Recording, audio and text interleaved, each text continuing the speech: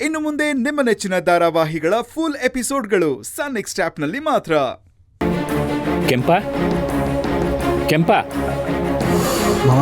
ಕೆಂಪ, ನಾವೆಲ್ಲರೂ ದೇವಸ್ಥಾನಕ್ಕೆ ಹೋಗಿ ಬರ್ತೀವಿ. ನೀ ಇಲ್ಲೇ ಇದ್ಕೊಂಡು ಶಿವರಾಜನ್ ನೋಡ್ಕೊಳಪ್ಪ. ಹಾಂ ಮಾವ, ಹೋಗ್ಬಿಟ್ಟು ಬನ್ನಿ. ನಾ ಇಲ್ಲೇ ಇರ್ತೀನಿ. ಡಾಕ್ಟ್ರ್ ಏನಾದ್ರು ಹೇಳಿದ್ರೆ ನಿಮ್ಗೆ ಫೋನ್ ಮಾಡ್ತೀನಿ. ಸರಿ, ಹೆಂಗೂ ಕೆಂಪ ಇರ್ತಾನಲ್ಲ, ಬಾ ನಾವು ಹೋಗ್ಬಿಟ್ಟು ಬರೋಣ. ಒಂದ್ ನಿಮಿಷ, ಮಾವನ ನೋಡ್ಕೊಂಡ್ಬರ್ತೀನಿ. ನಡಿ ಹೋಗು.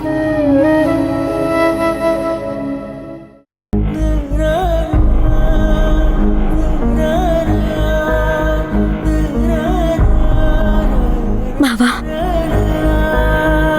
ನನ್ನ ಮಾತನ್ನ ನಾನು ಉಳಿಸ್ಕೊಳ್ಳೋದಕ್ಕೆ ದೇವಸ್ಥಾನಕ್ಕೆ ಹೋಗ್ತಾ ಇದ್ದೀನಿ.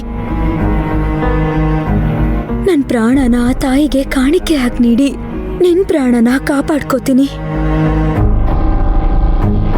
ಹೆಂಡತಿಗೆ ತನ್ನ ಗಂಡನೇ ಸರ್ವಸ್ವ.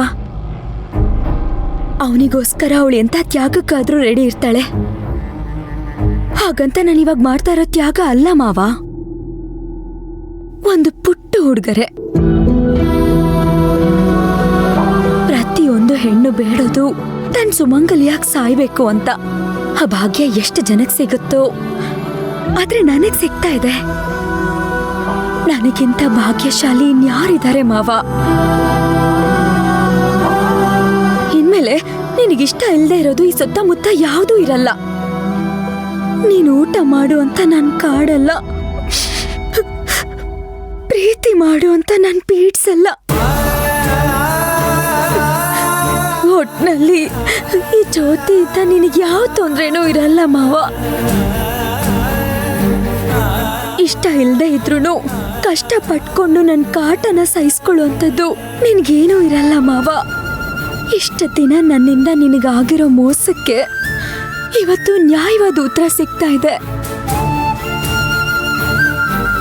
ನಿನ್ ಪ್ರೀತಿ ಅಂತೂ ನಾನು ಪಡೆಯೋದಕ್ಕಾಗ್ಲಿಲ್ಲ. ಅಟ್ಲೀಸ್ಟ್ ನೀನ್ ಕಟ್ಟಿರೋ ಈ ತಾಳಿನಾದ್ರೂ ನನ್ನ ಕುತ್ತಿಗೆಲಿಟ್ಕೊಂಡು ನನ್ನ ಪ್ರಾಣ ಬಿಡ್ತಾ ಇದ್ದೀನಲ್ಲ, ನನಗಷ್ಟು ಸಾಕು ಮಾವ. ಜ್ಯೋತಿ ಬರೀ ಜ್ಯೋತಿಯಾಗಿ ಈ ಲೋಕ ಬಿಟ್ಟು ಹೋಗ್ತಿಲ್ಲ. ಶಿವರಾಜು ಹೆಂಡತಿಯಾಗಿ ನಿನ್ನಿಂದ ಸಿಕ್ಕಿರೋ ಈ ಮುತ್ತೈದೆ ಭಾಗ್ಯನ ಜೊತೆಲಿಟ್ಕೊಂಡೇ ಹೋಗ್ತಾ ಇದ್ದೀನಿ. ಎಲ್ರೂ ಸತ್ತ ಮೇಲೆ ಸ್ವರ್ಗಕ್ಕೆ ಹೋದ್ರೆ ನಾನು ಸಾಯ್ತಾ ಇರೋ ಕಾಣನೆ ಸ್ವರ್ಗದ ತರ ಇದೆ.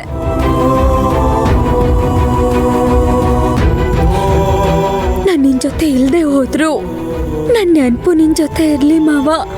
ನೀನ್ 100 ಕಾಲ ಅಲ್ಲ 106 ಕಾಲ ಸಂತೋಷವಾಗಿರು. ಎಲ್ಲಾದ್ರೂ ದೂರದಿಂದಾನೇ ನೋಡಿ ನಾನು ಖುಷಿ ಪಡ್ತೀನಿ. ನಾನು ಬರ್ತೀನಿ ಮಾವ. ಅಲ್ಲ, ಹೋಗ್ತೀನಿ ಮಾವ.